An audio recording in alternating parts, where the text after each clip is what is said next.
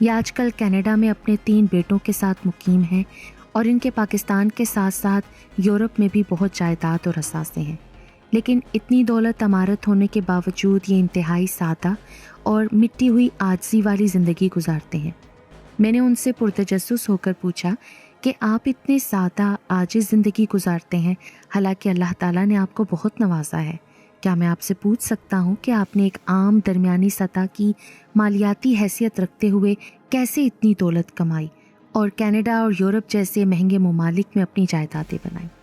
میرے اس سوال پر موصوف مظہر عباس صاحب نے اپنی ترقی کے پیچھے ایک پراسرار سبب بتایا، جو کہ دیکھنے سمجھنے میں ناقابل یقین ہے، لیکن موصوف راوی نے قرآن کا حلف لے کر بتایا کہ اس کا ایک ایک لفظ سچائی پر مبنی ہے۔ تو چلیے سنتے ہیں ان کی یہ کہانی انہی کی زبانی۔ یہ 1956 کی بات ہے کہ میں راولپنڈی تقریباً 20-30 میل دور ٹیکسلا شہر میں ایک سگریٹ کے بڑے بیوپاری کے پاس بحیثیت چپڑاسی کی نوکری کیا کرتا تھا۔ اس زمانے میں مجھے 150 روپے تنخواہ ملتی تھی۔ میرے والد محترم ایک کوٹھی میں صاف صفائی کا کام کرتے تھے۔ مجھے میرے والد کے مالک نے اپنے بھائی کی سگریٹ کمپنی میں ملازمت کے لیے بھیجا تھا۔ وہ ماچسوں کی بھی سپلائی کرتا تھا۔ یوں تو ہمارا چھوٹا سا مکان ڈھوک کھبا غریب سی آبادی میں تھا۔ اب تو خیر وقت کے ساتھ ساتھ یہ بہت اعلیٰ اچھا مکانات کمرشل قسم کا علاقہ بن گیا ہے، لیکن اس وقت میں اپنے ماموں کے ساتھ ترنول گاؤں میں ان کے کوارٹر میں رہتا تھا۔ میں ترنول سے اپنی پرانی سائیکل پر ٹیکسلا اپنی ڈیوٹی پر جاتا تھا۔ میرا مالک سیٹھ فرید الدین راولپنڈی، لاہور، پشاور، بڑے بڑے شہروں میں پاشن شو سگریٹ اور چاند مارکا ماچس کی بڑے پیمانے پر سپلائی کرتا تھا۔ اس کے علاوہ اس کی کمپنی میں اور بھی چھوٹے موٹے کاروبار ہوتے تھے۔ سیٹھ فرید الدین کا رویہ میرے ساتھ بہت اچھا ملائم طرز کا تھا۔ وہ میری تنخواہ کے علاوہ گاہے بگاہے مجھے کچھ اضافی روپے اور پیسے بھی دے دیا کرتے تھے، یعنی 1-2 روپے۔ وہ اگرچہ اخلاق کا اچھا انسان تھا، لیکن ڈیوٹی لینے کے معاملے میں وہ بہت سخت تھا۔ اس کی مجھ سمیت تمام ملازمین کو ہدایت تھی کہ صبح 8:15 پر کام پر پہنچو، اور جو ملازم لیٹ آئے گا اس کی تنخواہ سے فی گھنٹے کے لحاظ سے کٹوتی ہوگی۔ وہ ہمارے لیٹ کمپنی میں پہنچنے پر تنخواہ میں سے 1-2 روپیہ کاٹ بھی لیتا تھا۔ اس لیے میں صبح تڑکے فجر کی نماز پڑھنے اور ناشتے کے بعد ترنول سے تیز تیز سائیکل چلا کر ڈیوٹی پر پہنچتا تھا۔ ترنول میں میرے ماموں کے گھر رہنے کا مقصد یہ تھا کہ وہاں سے ٹیکسلا کا فاصلہ 10-15 میل رہ جاتا تھا۔ میں ہر ہفتے کو پنڈی اپنے گھر میں بھی آتا جاتا تھا۔ میں پوری چھٹی کے روز اپنی فیملی کے ساتھ دن گزارتا تھا۔ میرے والد بھی اپنے مالک کی کوٹھی سے گھر آ جاتے تھے۔ میری فیملی میں میرے علاوہ 2 بہنیں، 1 بھائی شامل تھا۔ والدہ کا کچھ عرصہ پہلے انتقال ہو گیا تھا۔ سادہ دور تھا، خواہشات کچھ زیادہ نہیں ہوتی تھیں، اس لیے کم آمدنی میں اچھا گزارا ہو جاتا تھا۔ کچھ مہنگائی بھی اتنی زیادہ نہ تھی۔ یوں سمجھیں کہ بڑا گوشت 3 روپے اور بکرے کا 5 روپے کلو تھا۔ دالیں سبزیاں ٹکوں یا پیسوں میں میسر ہوتی تھیں۔ ہر غریب سے غریب انسان پیٹ بھر کر آرام سے روٹی کھاتا تھا۔ کچھ ذہنی سکون بھی تھا۔ ہمارے خاندان کا وقت اچھا گزر رہا تھا۔ ہم لوگ صبر شکر سے اپنی روٹین معمول کی زندگیاں گزار رہے تھے۔ دوسری جانب میں اپنے سیٹھ فرید الدین کی کمپنی میں بہت دل لگا کر محنت سے نوکری کر رہا تھا۔ سیٹھ کو جب اپنے کاروبار سے اچھی آمدنی ہوتی تو وہ ہمیں عید، بقرعید، رمضان وغیرہ میں تنخواہ کا آدھا بونس دے دیا کرتا تھا۔ ایک دن عید کے موقع پر اس نے مجھے 60 روپے بطور بونس دیا۔ اس بڑی رقم کے ملنے سے مجھے یہ بہت خوشی ہوئی کہ چلو اس سے میں اپنے اور بہن بھائیوں کے عید کے کپڑے بنوا لوں گا۔ ویسے میں نے 50 روپے علیحدہ عید کے لیے خرچہ بچا کر رکھا ہوا تھا۔ میں ایک دن چھٹی کر کے اپنی سائیکل پر ترنول اپنے ماموں کے گھر آ رہا تھا کہ جی ٹی روڈ پر ایک طرف سڑک کے کنارے مجھے ایک ایسا بوڑھا ملا جو سردی سے ٹھٹر رہا تھا۔ میں نے اپنی سائیکل کو روکا اور ٹھٹرتے کانپتے بوڑھے سے پوچھا کہ تم کون ہو اور یہاں کیوں بے آسرا بیٹھے ہو؟ اس نے شدید کانپتے ہوئے ٹوٹے الفاظ میں مجھے کہا کہ میں بری امام کا ملنگ ہوں۔ میں پیدل اپنے ساتھیوں کے ساتھ سفر کر رہا تھا تو راستے میں میری طبیعت خراب ہو گئی تھی، تو انہوں نے مجھے دیسی دوائی دے دی۔ اس سے مجھے غشی چھا گئی اور میں یہیں اپنے کتے کے ساتھ رہ گیا۔ میں نے اسے کہا کہ یہ آپ مجھے بڑی عجیب بات بتا رہے ہیں کہ آپ کے ساتھ ہی آپ کو یوں بیماری میں مرتا اکیلا چھوڑ گئے۔ آپ کا کتا کہاں ہے؟ वो जवाबन बोला कि वो भी मिट्टी की ढेरी के पीछे भूख से निढाल पड़ा हुआ है। मैं जब मिट्टी के ढेर के पीछे गया तो वहाँ वाकई एक ज़रा बड़ा जवानी की हदूद में कदम रखता हुआ कुत्ता पड़ा हुआ था। वो बुरी तरह कपकपा रहा था, करीब मर था। मैंने फटाफट कुत्ते को अपनी गोद में रखा और कपकपाते बूढ़े को कहा कि तुम मेरी साइकिल के कैरियर के पीछे बैठो और कुत्ते को अपनी गोद में ले लो। मैं तुम्हें करीबी हकीम की दुकान से कोई दवाई दिलवाता हूँ और खाना भी खिलवाता हूँ। उस वक्त वहाँ सख्त सर्दी के अलावा बारिश की हल्की हल्की बूंदें भी पड़ रही थी। मैंने सोचा कि ये बाबा अपने कुत्ते समेत मज़ीद यहाँ पड़ा रहा तो यकीनन ये बीमार होकर मर जाएगा। इसी ख्याल के आने पर मैंने उसे साइकिल पर बिठा लिया था। मैं बहरहाल थोड़ी देर बाद उन दोनों को अपने घर से करीब एक हकीम के पास ले गया। उसने कहा कि ये तो मरने वाले हैं, इन्हें फटाफट दूध में हल्दी और जवतरी डालकर पिलाओ ताकि इन्हें कुछ तकवीयत और राहत महसूस हो। बाद में इन्हें एक कुश्ता बनाकर दूंगा। उसके साथ साथ हकीम ने मुझे कहा कि इस कुत्ते को भी दूध देने के अलावा कुछ खाने को दो क्योंकि उसकी हालत ज़्यादा ख़राब थी। मैंने हकीम को 4 रुपए दिए। उससे उसने अपने शागिर्द के ज़रिए 2 लीटर दूध और कुछ ज़रूरी सामान फटाफट मुल्हिका बाज़ार से मंगवाया। उसने मलंग बूढ़े को दूध में हल्दी और जावित्री डालकर पिलाई। वो वाकई कुछ संभला। उसकी कपकपाहट कुछ ख़त्म हुई। उसके बाद उसने मुझसे मुंह के इशारे से कुछ खाने को मांगा। मैंने 2 रुपए मज़ीद हकीम के शागिर्द को दिए और उसे कहा कि तू मलंग के लिए होटल से गोश्त की डबल प्लेट और चाय लेकर आ और जो बाकी पैसे बचे तू रख लेना। सस्ता दौर था। हकीम के शागिर्द को सारा सामान लाने के बावजूद कुछ पैसे बच गए जो उसे मैंने पहले ही दे दिए थे। मलंग ने हबड़ दबड़ तेज़ी से गोश्त की 2 प्लेटें चटकी और हड्डियां कुत्ते के पिल्ले के आगे डाल दी। उस बेचारे ने बड़ी मुश्किल से उसे खाया क्योंकि उसके मसूड़े दांत इतने मजबूत ना थे कि वो बासानी हड्डियां चबा सके। हकीम काबिल और समझदार शख्स था। उसने मरते हुए मलंग और कुत्ते को संभाल लिया। रात काफ़ी होने के साथ तेज़ बारिश भी शुरू हो गई थी। हकीम ने मुझे कहा कि तेरा मरीज़ और इसका कुत्ता इलाज और खुराक मिलने की वजह से ज़िंदा बच गए हैं। मेरी दुकान के बंद करने का वक्त हो गया है, अब तू इन्हें यहाँ से लेकर जा। मैंने अल्लाह की रज़ा और दोनों को बचाने की नेकी तो कमा ली थी, लेकिन मैं ये ना सोच सका कि बेआसरा मलंग और कुत्ते को अब कहाँ रखना है। अब ये सवाल मुझे तंग करने लगा था। जी हाँ हकीम साहब, मैं यही सोच रहा हूँ। हकीम बोला, तू ऐसा कर, मैंने आज जल्दी दुकान बंद करनी है। बाहर अगर बारिश मज़ीद तेज़ हो जाएगी तो मेरे लिए बड़ा मसला खड़ा हो जाएगा। मेरे पास तो कोई छतरी वगैरह भी नहीं है। बाबा जी, अब आप कहाँ जाएंगे?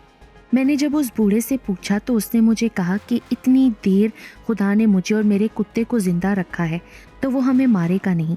तुम ऐसा करो कि मेरी और कुत्ते की फ़िक्र ना करो, तुम अपने घर जाओ बच्चे। मुझे अगरचे वाकई अपने घर पहुंचने में काफ़ी देर हो गई थी, लेकिन ना जाने क्यों मेरा दिल ये नहीं मान रहा था कि मैं उस बूढ़े मलंग और उसके कुत्ते को सड़क पर बेआसरा कैसे छोड़ दूं। मुझे ना जाने दिल में ये ख्याल भी आ रहा था कि अगर मैंने इनको सड़क पर यूं बेआसरा छोड़ दिया तो ये दोनों सख्त सर्दी जाड़े की बारिश से मर जाएंगे। चल भाई सोच, क्या कर रहा है? मैंने अपनी दुकान बंद करनी है। हकीम ने अपने शागिर्द को कहा कि तू ताले चाबी उठा और दुकान का शटर खींच। अब तो हमारा दुकान से बाहर निकलना लाजमी हो गया था।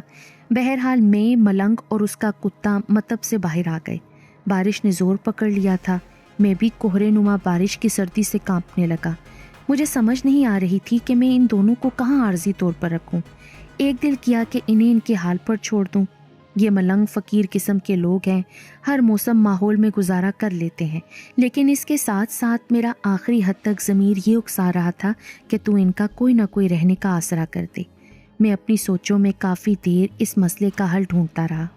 सच्ची बात है, अब मेरे पास इसके सिवा कोई चारा न था कि मैं उन दोनों को उनके बलबूते पर या अल्लाह के आसरे पर छोड़ दूँ। साडा रब राखा है, तू पुत्र अपने घर जा।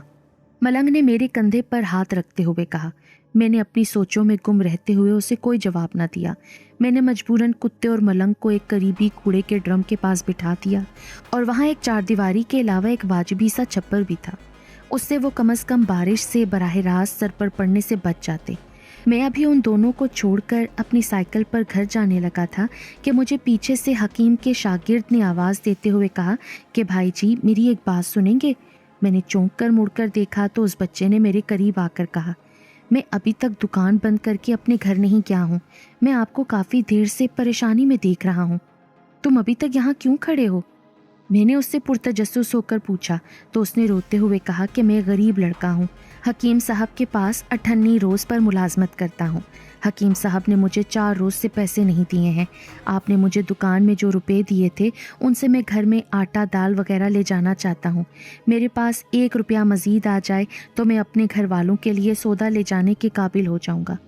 اس نے مجھے کہا کہ مجھے آپ ہمدرد اور کچھ روپے پیسے والے لگتے ہیں. ارے میں تو خود تمہاری طرح غریب انسان ہوں. ہاں میرے پاس کچھ پیسے ہیں، وہ مجھے میرے مالک نے عید کے خرچے کے لیے بطور بونس دیے ہیں.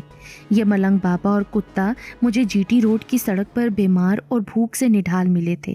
مجھے ان کی بری حالت پر ترس آیا تو میں انہیں یہاں حکیم صاحب کے پاس لے آیا. کیا آپ چاہتے ہیں کہ ان دونوں یعنی کتے اور بابے کو مزید آرام ملے، یعنی جگہ، کھانا پینا، چائے وغیرہ؟ میں نے جواباً کہا ہاں واقعی کیوں نہیں. کیا تم مجھے کوئی ایسا مشورہ دے سکتے ہو جس کی بنا پر یہ دونوں مزید بہتر طور پر رہ سکیں؟ میں نے اس لڑکے سے اس کی رائے مانگی. مجھے دلی طور پر محسوس ہو گیا تھا کہ یہ مجھ سے کچھ روپے مانگ کر اس کتے اور ملنگ کی خدمت کرنا چاہتا ہے. بہرحال وہ خود ہی بول پڑا، اگر آپ مجھے روزانہ 1 روپیہ دیں تو میں ان دونوں کو وقت پر روٹی، چائے، کتے کو دودھ دے سکتا ہوں. اس کے پیسے الگ ہوں گے. میں خوش ہو گیا کہ چلو اس لڑکے کی خدمت کی بدولت یہ دونوں نہ صرف زندہ بچیں گے بلکہ انہیں وقت پر کھانا پینا بھی مل جائے گا.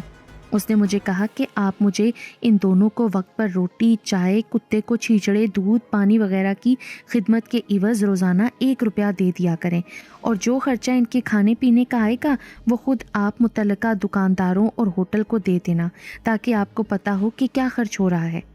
میں نے کہا کہ میں تو خود مزدور آدمی ہوں، تم اپنا محنتانہ تھوڑا کم کر دو. اس نے 60 پیسے روزانہ لینے کی رضامندی ظاہر کی. میں نے لڑکے پر اعتماد کرتے ہوئے اسے 1 روپیہ دیتے ہوئے کہا کہ تو ان دونوں کی خدمت کر، میں روزانہ ڈیوٹی پر جاتے ہوئے تجھے پیسے دے دیا کروں گا. اس نے مجھے کہا کہ میں اس ملنگ بابا اور کتے کو کالے نالے پر لے جاتا ہوں، وہاں یہ دونوں آرام سے رہیں گے.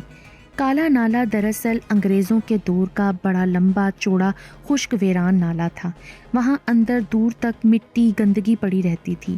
وہ اتنا بڑا ہے کہ اس کے اندر ایک آدمی رہ سکتا ہے. وہاں آوارہ کتے، جانور وغیرہ بھی رہتے ہیں. میں نے اس سے کہا کہ اس پلے کو وہاں موجود آوارہ کتے یا جانور تو مار دیں گے.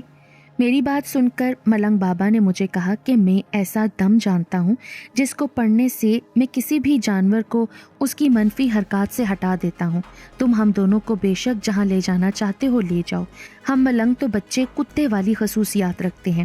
میں نے پوچھا بابا جی آپ یہ بات کیوں کر رہے ہیں؟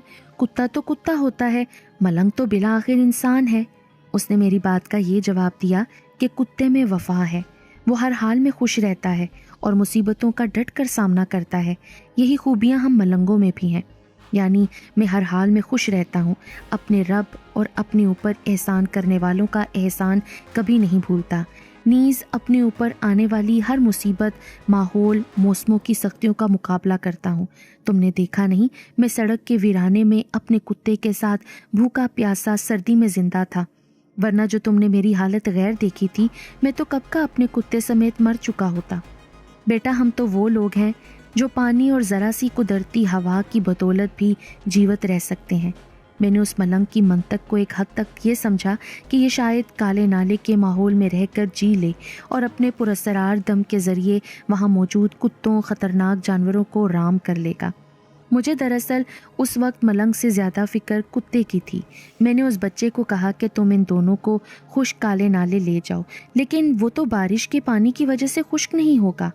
اس پر اس بچے نے کہا کہ بھائی جان وہاں ایک ایسی گوروں نے نبیل کھینچی تھی کہ بارش کا پانی نالے میں نہیں جاتا، وہ خشکی ہوتا ہے. پھر اس لڑکے نے مجھے کہا کہ آپ مجھے اپنے گھر سے کوئی پرانی چادر یا کپڑا لا دیں تاکہ ملنگ کے کانپتے جسم پر لپیٹ دی جائے. میں نے کہا کہ پہلے تو انہیں کالے نالے میں چھوڑ کر آ اور پھر میرے یہاں سے فلاں جگہ پر آ کر ایک آدھ چادر وغیرہ لے لے. میں سیدھا اپنے ماموں کے گھر گیا جہاں میں رہتا تھا. میں نے وہاں سے ایک سڑی پرانی سی پھٹی چادر اٹھا کر اپنے پاس رکھ لی اور اس لڑکے کا انتظار کرنے لگا. مجھے اس وقت دل میں کھٹکا ہو رہا تھا کہ ہو سکتا ہے لڑکا میرے روپے لے کر بھاگ ہی نہ جائے اور وہ میرے گھر نہ آئے. लेकिन मेरी ये सोच और अंदेशा गलत निकला। वो लड़का वाकई अपने वादे का पक्का निकला। वो मेरे घर आया। उसने मुझे कहा कि मैंने मलंग और कुत्ते को काले नाले के दाखिली रास्ते के साथ एक बहुत महफूज अच्छी जगह बिठा दिया है। वहाँ नाले की छत और एक चबूतरा सा भी है। वहाँ मलंग और कुत्ता आराम से सो भी सकते हैं। उस लड़के ने कहा कि वहाँ कई कुत्ते मौजूद हैं। मलंग ने ना जाने कौन सा ऐसा सुर दम पड़ा कि वहाँ पर मौजूद सारे कुत्ते और जानवर एहतराम से उसके सामने सर झुकाकर बैठ गए। पहली बार मुझे एहसास हुआ कि वाकई ये बज़ाहिर मजजूब फ़कीर साधु किस्म के गंदे नज़र आने वाले लोगों के अंदर कोई ना कोई पुरस्रार गैबी ज्ञान मौजूद होता ज़रूर है। बहरहाल मैंने लड़के को सख्ती से ताकीद की कि उन दोनों का तूने खाने पीने रहने का ख़ास ख्याल रखना है और मैं तुझे जो तेरे और दुकानदारों या होटल वालों के पैसे बनेंगे वो दूंगा। उसने मुझे ताबेदारी से कहा कि भाईजान, मैं आपके दिए गए रुपयों को हरगिज़ अपने ऊपर हराम नहीं करूँगा, बल्कि आपको रोज़ाना उनका हाल अहवाल भी बताऊँगा। आप ख़ुद भी आकर उन दोनों को वहाँ देख सकते हैं। मैंने उससे कहा कि यार, मैं कहाँ उस गंदे ख़तरनाक कुत्तों से भरे नाले में आऊँगा, मुझे तुझ पर एतबार है। उस लड़के ने मेरे हाथों से फटा सड़ा पुराना बदबूदार कंबल लेते हुए कहा कि इसमें से बड़ी भयानक सड़ी महक आ रही है। मैंने कहा कि ये दरअसल अस्तबल में गाय बकरियों के ऊपर सर्दियों से बचने के लिए डाला जाता है। इस पर उन जानवरों ने अपना बोल बराज किया हुआ है। ये मामे ने छत पर नीम छत्ती पर डाला हुआ था। बहरहाल वो लड़का चला गया। उस रात सख्त सर्दी और तेज़ बारिश शुरू हो रही थी। मैं अपने बिस्तर पर बड़ी बेचैनी से सोया। मुझे बार बार उस नाले में रहने वाले मलंग बाबा और उसके कुत्ते का ख्याल आ रहा था कि वो ना जाने वहाँ किस हाल में होंगे। मैंने बड़ी मुश्किल से वो रात अपने बिस्तर पर गुजारी। मैं सुबह तड़के ही अपनी साइकिल के ज़रिए हल्की बूंदाबांदी में सर्दी के थपेड़े खाता हुआ काले नाले डरते डरते पहुंचा। वहाँ का रास्ता खौफनाक हद तक वीराने खुदरो झाड़ फूस पर मुश्तमिल था। यहाँ तक कि नाला भी लंबे लंबे सरकंडों खुदरो झाड़ियों से मुकम्मल तौर पर ढक चुका था। मैं आहिस्ता आहिस्ता कदमों के साथ वहाँ पहुँचा। वहाँ मैंने बड़ा अजीब नाकाबिले यकीन ये मंजर देखा कि मलंग के इर्द गिर्द 10-15 हट्टे कट्टे कुत्ते सर झुकाए इस तरह बैठे थे जैसे कि वो उनका आका हो, जबकि उसका अपना पिल्ला उनकी कमरों पर चढ़ा बेबाक तरीके से खेल रहा था। मैंने दूर से ही आवाज़ दी, बाबा जी, मैं क्या आपके करीब आ जाऊं? क्या ये कुत्ते मुझे काटेंगे नहीं? अरे बिला धड़क, बगैर खौफ के तू मेरे पास आ। उसने मुझे देखते हुए अपना हाथ हिलाया। मेरे दिल में फिर भी खौफ की अलामात मौजूद थीं। मैं आहिस्ता आहिस्ता कदम बढ़ाता खुदरो झाड़ियों सरकंडों को फलांगता हुआ उसके पास पहुंचा। वहाँ कुछ नोकीली कांटों वाली जड़ी बूटियों की वजह से मेरे पाँव की ऊपरी पिंडली की जगह छोटे छोटे जख्म भी बन गए। मलंग बाबा ने मुझे कहा कि तू वाकई मेरा और मेरे कुत्ते का हमदर्द और ख्याल रखने वाला लड़का है। तूने हमें जिंदा बचा कर नई जिंदगी दी है, हालांकि तूने हमारी खातिर बड़ा कष्ट उठाया है। मेरी ऊपर वाले से दुआ है कि तुझे इसकी इतनी अच्छी जज़ा दे जैसा कि तू तसव्वुर भी ना कर सके। उसका कुत्ता जो मस्तियाँ कर रहा था, वो वहाँ मौजूद कुत्तों की कमरों सरों पर चढ़ा भौंक रहा था। वो मेरे पास आया और मेरे कंधे पर चढ़कर मेरा मुंह चाटने लगा। मुझे सच्ची बात है वहम हुआ। मैंने उसे अपने पास से हटाना चाहा तो वो मलंग बोला, अरे ये तुझसे इटकेलियाँ कर रहा है, इसे अपने ऊपर खेलने दे। तेरी मेहरबानी कोशिशों से जो हकीम ने हम दोनों का इलाज किया है, उससे हमें नई ज़िंदगी मिली है। बाबा जी, आपने और पिल्ले ने कुछ खाया नहीं? अल्लाह कुछ न कुछ दे देगा बेटा, वो हमें भूखा नहीं मारेगा। यहाँ आपको कौन चाय पानी देगा? आप मेरे साथ बाजार चलें, मैं आपको चाय कुलचा और कुत्ते को कुछ खिलवा दूँ। मुझे पूरा यकीन था कि हकीम का शागिर्द जिसे मैंने इन दोनों की खिदमत खाने पीने के रुपए दिए थे वो खा गया होगा और अब नहीं आएगा। बाबे ने कहा, मुझे भूख नहीं है। मैंने पलसा नामी खुदरों के पत्ते चबा लिए थे और बारिश का पानी पी लिया है, जबकि मेरे पिल्ले ने यहाँ पड़े कुत्तों का मारा हुआ खरगोश का कुछ गोश्त खाया है। मैंने देखा कि वो पिल्ला वाकई हशाश बशाश था, लेकिन फिर भी मैंने सोचा और महसूस किया कि इन दोनों को बाजार ले जाकर चाय नाश्ता वगैरह करा दूं। मलंग बाबा ने अपने पिल्ले को कोई लफ्ज़ कहकर पुकारा तो वो उसके पास उछल कर आया। चल, तू मजबूर करता है तो मैं तेरे साथ बाजार चलता हूँ। वो अभी उठा ही था कि सामने झाड़ियों से हकीम का शागिर्द और उसके साथ एक हम उम्र लड़का अपने हाथ में चाय की केतली पकड़े और लिफाफे में बड़ा पराठा लिए हमारे पास पहुँचे। तू वाकई अपने वादे का खरा रहा यार, मैं तो समझा था कि तू नहीं आएगा। بھائی آپ کو میں نے کہا تھا کہ میں آپ کے پیسے اپنے اوپر حرام نہ کروں گا۔ میں فکر سے احترام سے ہوٹل سے بابا جی کے لیے پراٹھا، 2 پیالی برابر چائے اور ان کے پلے کے لیے کسائی سے چھیچڑے ہڈیاں پسوا کر لایا ہوں۔ اس لڑکے نے ایک پرانی سی چائے کی پیالی میں چائے ڈال کر اسے دی اور اس کے ہاتھ میں پراٹھا رکھ دیا۔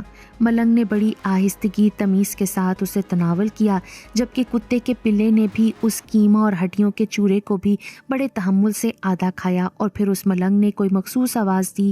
اس کے بعد وہاں موجود کتوں نے بکیا ناشتہ کیا۔ وہ اس سے پہلے بالکل بھی پلے اور ملنگ کے پاس نہیں آئے تھے۔ اس بات کی مجھے حیرانگی ہوئی کہ وہاں کا ماحول بہت پرسکون تھا۔ یہ کون لڑکا ہے؟ میں نے حکیم کے شاگرد سے پوچھا تو اس نے کہا کہ یہ میرے محلے میں رہتا ہے اور یہ بھی میری طرح غریب لڑکا ہے۔ میں اسے اپنے ساتھ چھوٹے موٹے کام کے لیے رکھتا ہوں اور کبھی کبھار اسے 2-4 آنے دے دیتا ہوں۔ اسے میں نے کہا کہ اگر مجھے کسی وجہ سے ان بابا اور ان کے کتے کی خدمت میں کوئی سستی ہو جائے تو تم میری جگہ یہ کام کرنا۔ اوہو، میں نے تو ابھی تک تمہارا نام ہی نہیں پوچھا، اور تمہارے دوست کا بھی کیا نام ہے؟ حکیم کا شاگرد بولا، جی میرا نام شہزاد علی اور میرے دوست کا نام مزمل شاہ ہے۔ اس نے مجھے کہا کہ میں آپ کا کام مجبوری سے کر رہا ہوں۔ دراصل حکیم صاحب نے مجھے گزشتہ 4 روز سے دہاڑی نہیں دی، جبکہ مزمل شاہ نے کہا کہ میرے تو اس سے بھی ہلکے مالی حالات ہیں، اسے تو کچھ نہ کچھ روزگار مل جاتا ہے، لیکن میرے پاس تو وہ آسرا بھی نہیں ہے۔ مزمل شاہ دراصل حکیم کے شاگرد سے کچھ 1-2 سال بڑا اور جاندار تھا، لیکن اس کے کپڑے انتہائی بوسیدہ اور پھٹے پرانے سے تھے، اور اس نے جو ربڑ کی چپل پہنی ہوئی تھی اس کا تلوا ہی کٹا پھٹا سا تھا۔ وہ سخت سردی کی وجہ سے انتہائی کانپ رہا تھا۔ مجھے اس پر ترس آیا۔ میں نے اسے کہا کہ میں تجھے اپنی ڈیوٹی پر جاتے ہوئے ایک چپل اور گرم کپڑے بازار سے دلوا دوں گا۔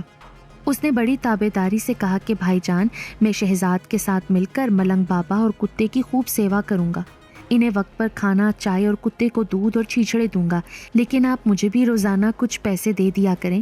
میں نے اسے کہا کہ جیسا کہ میں نے شہزاد کو بتایا ہے کہ میں تو خود ہی ایک کمپنی میں معمولی سی نوکری کرتا ہوں، میں تم دونوں کو علیحدہ علیحدہ پیسے نہیں دے سکتا۔ ہاں، میں ایسا کرتا ہوں کہ 15 پیسے مزید شہزاد کے کھاتے میں بڑھا دیتا ہوں، تو مجھ سے کچھ پیسے لے کر اپنا دال دلیا چلا لینا۔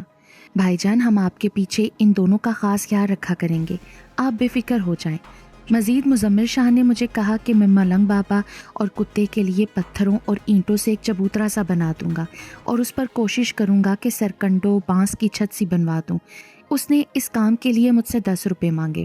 میں نے اسے کہا کہ میں تمہیں 5 روپے مٹیریل کے اور 2 روپے تمہاری مزدوری دے دوں گا، یعنی 7 روپے، لیکن وہ 8 روپے پر اڑا رہا۔ بہرحال میں نے اسے کہا کہ تم کو میں ڈیوٹی پر جاتے جاتے چپل، کپڑے اور پیسے دے دوں گا، تم نے ملنگ بابا اور کتے کے لیے عارضی چھپر سا بنا دینا ہے تاکہ یہ خشک نالے کے اندر موجود کسی جانور اور گندگی سے محفوظ رہ سکے۔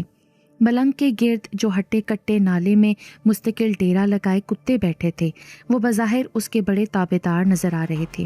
بقول ان دونوں لڑکوں کے یہ بہت خطرناک اور خون خوار ہیں، لیکن نہ جانے ملنگ نے ان پر کون سا دم سر پھونکا تھا کہ وہ بڑے خاموش شانت تھے، وہ ہمارے قریب بھی نہیں آ رہے تھے۔ ملنگ نے مجھے کہا کہ تم میری اور میرے پلے کی ہرگز فکر نہ کرو، میں اگلے چند روز میں بھلا چنگا ہو کر یہاں سے چلا جاؤں گا، لہٰذا میرے لیے چھپر وغیرہ نہ بنواؤ۔ میں نے اسے جواباً کہا کہ آپ جب یہاں ہیں اس وقت تک تو سکون اور آرام سے رہیں۔ میں نے اس دن ڈیوٹی پر جانے سے پہلے مزمل شاہ کو نئی چپل، ایک گرم سلا سلایا سوٹ اور چھپر بنانے کے لیے پیسے دیے تھے۔ میں ڈیوٹی پر چلا گیا۔ وہاں مجھے مالک نے کہا کہ کل سے تو نے عید کے دنوں میں یہاں چوکیداری کرنی ہے، تیرے ساتھ دوسرا چوکیدار بھی ہوگا۔ میں نے اسے کہا کہ سر، میں تو اپنے گھر والوں کے ساتھ عید گزارنا چاہتا ہوں، میں تجھے تیری تنخواہ سے ہٹ کر مزید روپے دے دوں گا، اگر تو نے میرا کہا مانا تو ٹھیک ہے، ورنہ تو نوکری ہی چھوڑ دے۔ میں نے یہ کڑوا زہر کا گھونٹ پیتے ہوئے حامی بھر لی۔ عید میں چند روز باقی تھے، میری ڈیوٹی کل سے شروع ہو رہی تھی۔ یوسف نامی چوکیدار اچھا آدمی تھا۔ اس نے مجھے کہا کہ تو بے شک اپنے گاؤں چلا جایا کر، میں پیچھے یہاں چوکیداری کرتا رہوں گا۔ میں نے اس سے درخواست کی ہوئی تھی کہ میں عید اپنے گھر والوں کے ساتھ پنڈی میں گزارنا چاہتا ہوں، وہ مان گیا تھا۔ بہرحال میں اپنی چوکیداری کی ڈیوٹی سے 6-7 گھنٹے کے لیے پھٹ کر ترنول آ جایا کرتا تھا۔ وہاں مزمل شاہ نے واقعی کتے اور ملنگ بابا کے لیے الگ عارضی سا چھپر بنا دیا تھا۔ وہ شہزاد علی سے زیادہ چست تھا۔ یہ دونوں لڑکے بڑی ذمہ داری سے اس ملنگ بابے اور کتے کی ضروریات پوری کر رہے تھے۔ ملنگ بابا مجھ سے بے تکلف باتیں کرنے لگا تھا، جبکہ اس کا پلہ لگتا تھا کہ اس نے دلی طور پر کالے نالے کے ماحول کو اپنا لیا تھا۔ وہ چھوٹا سا کتا میرے کندھوں ہاتھوں میں اچھل کر مجھ سے اٹکیلیاں کرتا، کھیلتا۔ وہ مجھے چومنے چاٹنے کی کوشش کرتا تو میں ایسا نہ کرنے دیتا۔ مجھے شہزاد علی نے بتایا کہ اس کو حکیم نے نوکری سے نکال دیا ہے اور وہ مالی طور پر بہت پریشان ہے۔ پھر اس نے مجھے کہا کہ مجھے عید گزارنے کے لیے کم از کم 10 روپے دو۔ یہی بات مزمل شاہ نے بھی کی۔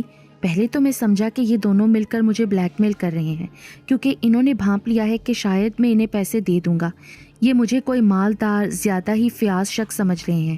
لیکن پھر ایک خیال میرے دل میں یہ بھی آ رہا تھا کہ یہ واقعی انتہائی مجبور اور مالی طور پر نڈھال ہیں جو مجھ سے عید کے لیے خرچہ مانگ رہے ہیں۔ میرے پاس جو روپے عید کے خرچے کے لیے بچے ہوئے تھے اس میں سے بہت بڑا حصہ ملنگ بابا اور اس کے کتے کی سیوا کے لیے خرچ ہو گیا تھا۔ دونوں لڑکوں کی تنخواہیں، کھانا پینا وغیرہ کی وجہ سے میرا بجٹ خراب ہو گیا تھا۔ میں نے عید کی اپنی خریداری تو نہ کی، مگر اپنے بہن بھائیوں کے لیے سستے سے عید کے کپڑے وغیرہ خرید لیے تھے۔ میں تقریباً روزانہ کالے نالے میں ان دونوں کو دیکھنے جاتا تھا۔ میں نے 5-5 روپے دونوں لڑکوں کو عید کے خرچے کے لیے دے دیے۔ ابھی 2-4 دن ہی گزرے تھے کہ ملنگ بابا کا کتا نہ جانے کیوں اچانک سست اور بیمار سا ہو گیا۔ وہ چھپر پر نڈھال سا پڑا رہنے لگا تھا۔ ملنگ نے مجھے کہا کہ میں نے اس کو اپنے پاس موجود جڑی بوٹیوں کو کھلا کر اسے ٹھیک کرنے کی کوشش کی ہے، لیکن یہ مجھ سے سنبھل نہیں رہا۔ اگلے 2-4 گھنٹے کے اندر وہ مزید مریل سا ہو گیا اور اس سے چلا اٹھا بھی نہیں جا رہا تھا۔ میں نے دونوں لڑکوں کو کہا کہ اسے حکیم کے پاس لے کر جاؤ۔ شہزاد علی اسے اپنی گود میں بٹھا کر حکیم کے پاس لے گیا۔ وہ کہنے لگا کہ حکیم کے مطابق اس کتے کو لازماً کسی زہریلے جانور نے کاٹا ہے، لیکن وہ اسے سنبھال لے گا، لیکن 2 روز کے لیے کتے کو مطب میں اس کے زیر نگرانی چھوڑنا ہوگا۔ حکیم نے مجھ سے اس کے علاج کے لیے مزید 5 روپے مانگ لیے۔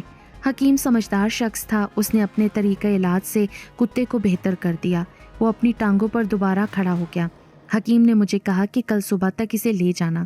یہاں یہ بتانا بھی ضروری ہے کہ حکیم نے پھر سے شہزاد علی کو اپنے پاس ملازم رکھ لیا تھا۔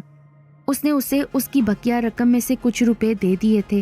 اس نے مجھ سے کہا کہ بھائی جان، میں اب ملنگ اور اس کے کتے کی صحیح سے خدمت نہیں کر سکتا۔ اب میرے پاس آخری سولوشن مزمل شاہ ہی رہ گیا تھا۔ میں نے سوچا کہ جو پیسے میں شہزاد کو دیتا تھا مزمل شاہ کو دے دیتا ہوں، وہ ویسے بھی اس سے زیادہ ضرورت مند اور مسکین تھا۔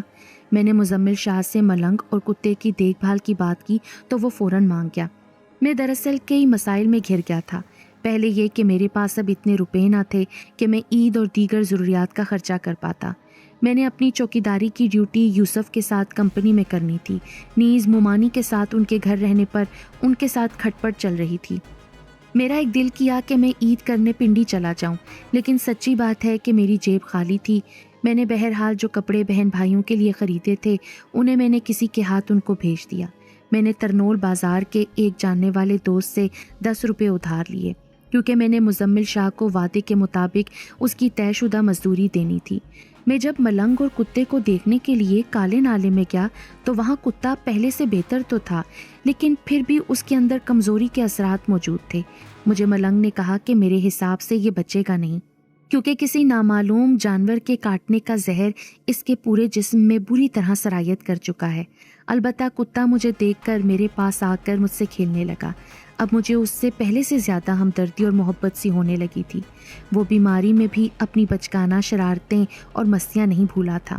وہ مجھ سے مزید کھیلنا چاہتا تھا، لیکن میں نے محسوس کیا کہ اس میں ایسا کرنے کی ہمت نہیں ہے۔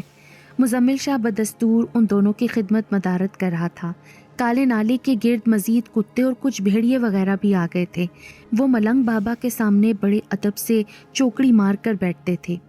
وہاں کا ماحول بڑا پراسرار اور خوف پیدا کرنے والا ہوتا تھا، لیکن ملنگ بابا نے مجھے یہ یقین دلایا ہوا تھا کہ یہ تمام کتے بھیڑیے جانور بابا کے تابع دار ہیں۔ میں نے انہیں منع کیا ہوا ہے کہ میرے خدمتگار لڑکوں کو اور تجھے تل برابر نقصان نہ پہنچائیں۔ واقعی ملنگ بابا کے قریب بیٹھے خونخوار شکل کے خطرناک کتے اور بھیڑیے میرے پیروں کو چاٹتے، میرے جسم پر اپنے پنجے رکھ کر کھیلنا چاہتے تھے۔ یہاں یہ بتانا ضروری ہے کہ میں ان دنوں مومانی سے ناراض تھا، تو میں اس وجہ سے ان کے گھر نہیں رہتا تھا۔ میں عارضی طور پر اپنے ایک دوست کی دکان پر سوتا تھا۔ میں ایک دن حسب معمول صبح کے وقت ڈیوٹی دینے جا رہا تھا کہ مجھے مزمل شاہ راستے میں ملا۔ وہ گھبرایا ہوا تھا۔ میں نے پوچھا، کیا ہوا؟ تو اتنا پریشان کیوں ہے؟ اس نے مجھے بتایا کہ بھائی جان، آپ کے لیے بری خبر ہے۔ اس سے بولا بھی نہیں جا رہا تھا۔ کیا ہوا؟ تو ذرا اپنا سانس برابر کر پھر مجھے آرام سے بتا کہ کیا بری خبر ہے۔ بہرحال اس نے مجھے یہ پریشان کن خبر سنائی کہ صبح صبح ملنگ بابا وہاں سامنے سڑک سے گزرنے والے ایک ملنگوں کے چھوٹے سے گروہ کے ساتھ چلا گیا ہے اور وہ اپنا بیمار کتا وہیں چھپڑ پر چھوڑ کر چلا گیا ہے۔ کتا مرنے والا ہے۔ یہ بات سن کر میرے پاؤں سے زمین نکل گئی۔ میں نے اسے کہا کہ چل اس کے پاس جلدی سے جاتے ہیں، ایسا نہ ہو کہ وہاں موجود خونخوار کتوں نے اسے مار نہ دیا ہو، کیونکہ ابھی تو وہاں ملنگ بھی نہیں ہے۔ مزمل شاہ نے اس وقت انکار کر دیا۔ نہیں، اب میں وہاں نہیں جاؤں گا۔ پر کیوں نہیں جائے گا؟ بھائی جان، مجھے وہاں کے خونخوار کتوں اور بھیڑیوں سے خوف آتا ہے۔ نیز اس نے بتایا کہ میں وہاں گیا تھا، لیکن اس بار ملنگ بابا کے وہاں نہ ہونے کی وجہ سے وہ خونخوار کتے ملنگ کے جادوئی اثر سے بے اثر ہو کر اپنے پرانی پہلے والی حرکتوں پر اتر آئے ہیں۔ میں نے اسے کہا کہ میں اس وقت اکیلا ہوں۔ سچی بات ہے کہ مجھے بھی اس وقت کچھ ڈر سا لگ رہا تھا۔ تو میرے ساتھ وہاں چلنا، ہم ایک سے دو بھلے ہوں گے۔ وہ نہ مانا۔ اس نے بڑی بے دیدی سے کہا، مجھے یہ خطرناک ڈیوٹی اب ہرگز نہیں کرنی، کیونکہ اب وہاں خطرناک کتوں کو تابعدار بنانے والا ملنگ بابا موجود نہیں ہے۔ میں نے اسے لالچ دیا کہ میں تجھے 2 روپے مزید دوں گا، تو اس نے بڑی بدتمیزی سے مجھ سے کہا کہ تجھے اگر اس پلے سے اتنا ہی پیار ہے تو جانا اس کو بچانے کے لیے۔ اول تو وہاں موجود خونخوار بھیڑیوں اور کتوں نے اسے مار دیا ہوگا۔ میں نے کتے کی محبت میں اپنے اندر کے ڈر کو نہیں دیکھا۔ میں بڑا رسک لے کر سیدھا اکیلا کالے نالے کی طرف بھاگ کر گیا۔ میں جب کالے نالے کے قریب پہنچا تو وہاں مجھے بڑے چھوٹے خونخوار کتے نظر آئے جو کہ نالے کے ارد گرد منڈلا رہے تھے۔ میرے اندر خوف کی ایک لہر پھر جاگ گئی۔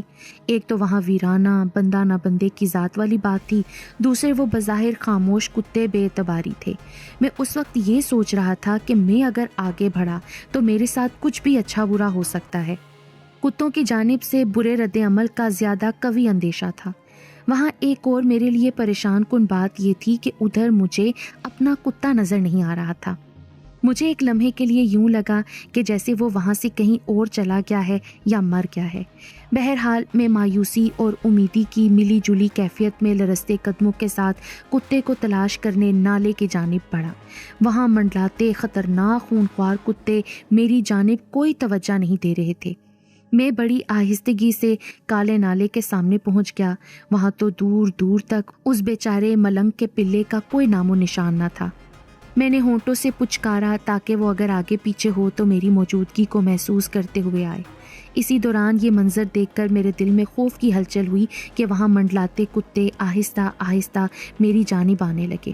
اب میری یہ حالت ہو گئی کہ میں نہ آگے بڑھنے اور نہ پیچھے بھاگنے کے جوگا رہا تھا۔ وہ جب میرے بالکل سامنے آ گئے تو وہ یکدم رک گئے۔ ان میں سے ایک کتے نے باقاعدہ جھک کر مجھے تعظیم دی۔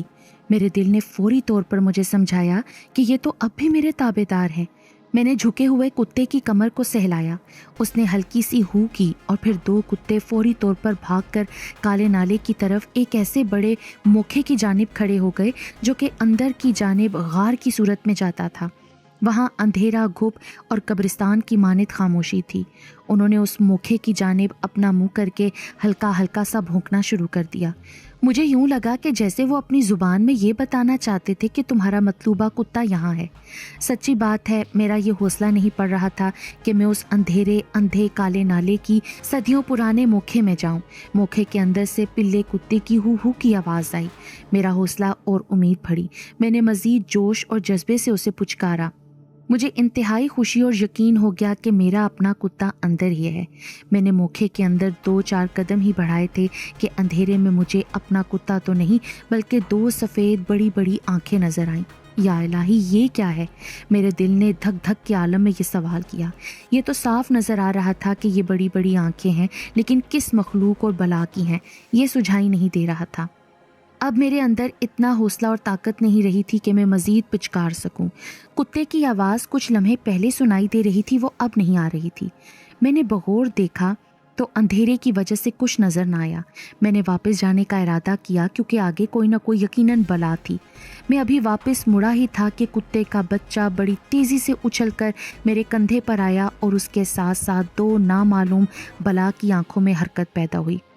किसी अजदहे की फुनकार थी। मैंने तेज़ी से बाहर की जानिब भागना शुरू किया तो बाहर खड़े कुत्ते अपनी पूरी ताकत लगाकर चीखने और भौंकने लगे। वो छोटा कुत्ता मेरे कंधे पर सवार था और मैं तेज़ी से काले नाले की दाईं जानिब भागने लगा। वो मेरा जल्दी घबराहट में गलत फैसला था। दरअसल मैं बाहर सड़क पर आने के लिए शॉर्टकट मारना चाहता था। मुझे नहीं मालूम था कि वहाँ झाड़ियों के अंदर छुपी खाई है। मैं वहाँ अपने पैरों पर कंट्रोल ना कर सका और मैं गिर गया। कुत्ता उछलकर एक और टूटे हुए मुक्के में घुस गया। मैंने उसे दोबारा पुचकारा, लेकिन वो ना जाने क्यों दोबारा किसी ख्याल से मुक्के में घुसा था। वो नाला जगह जगह से टूटा और बेतरतीब सा हो गया था। मेरे टखने कमर में शदीद मोच आ चुकी थी, लेकिन मुझे तो वहाँ अपनी जान बचाने की पड़ गई थी। मैंने वहाँ से बहरहाल भागना था। मैं जैसे ही अपनी हिम्मत को यकजा करके उठा तो कुत्ता मुखे के अंदर से एक पुराना चमड़े का थैला अपने मुंह में थामे हुए लाया। उसने मेरे सामने फेंक दिया।